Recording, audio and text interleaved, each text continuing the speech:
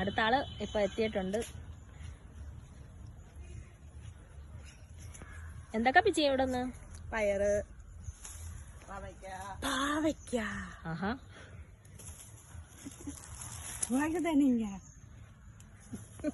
വഴുതനങ്ങ, പാവയ്ക്ക, പയറ്, കുക്കുംബർ,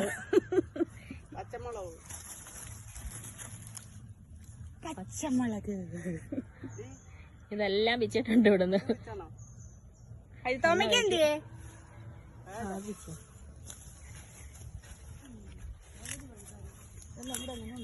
ഒരു ലോഡ് സാധനമായിട്ട് അവരിപ്പോ പോകാൻ പോവാണ്. ഇതേ പയറ്,